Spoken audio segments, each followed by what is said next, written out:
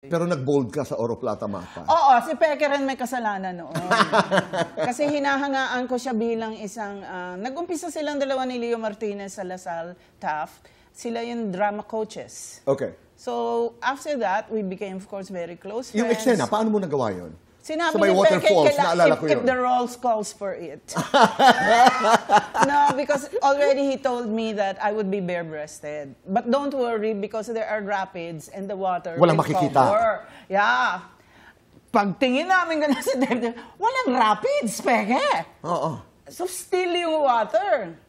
So, anyway, kasi daw, what do you call this? Progressive doktora daw ako. Hindi lang yung doktora noon ng mga nagbabating sweet. Yun. So, ayun, tinanggal ko po yung aking ibabaw. At nakita na ng buong madla. How bold did you go? Wala. I wanted to be bold, but Joel Torre in that scene, ayaw niya ako. Ayaw. Yun yung ano. Not too late, Fe. My role was, I was a maid. I was a maid in Oro Plata Mapa. And, gusto ko si Joel, tinakas ko si Joel, gusto ko sana makipag-something sa kanya, pero mas gusto niyang tingnan ng mga stars. Yeah, pero so, wala. At saka hindi ako kinausap ni Peke na mag-bear. Kasi wala akong ibe-bear. Ang sarap lamang. Saan ka nakakita ng comedian na nag-bold? Yeah. Ikaw? Yeah. Oo. Di ba? Meron bang ganon? Wala. Ang sarap lamang alalahanin that you two gagawin were mo ba ulit? Pinagyabang a part pa eh, no? of one of the greatest films in Philippine cinema. Yes. Diba? I'm so Yun proud lamang of yun. that movie. Let's do fast talk. Oh, Okay. excited ako dito. Mitch, muna. Si Mitch muna. Mitch Umaya.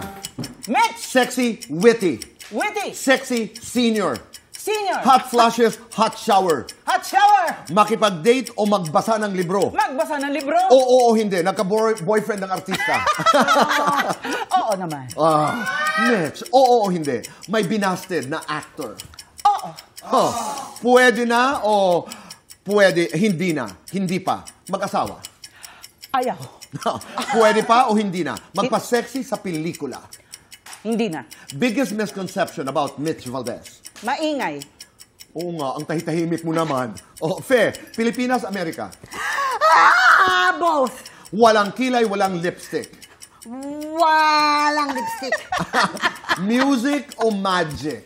Ano? Music o magic? Both. Discount card o green card? Discount card.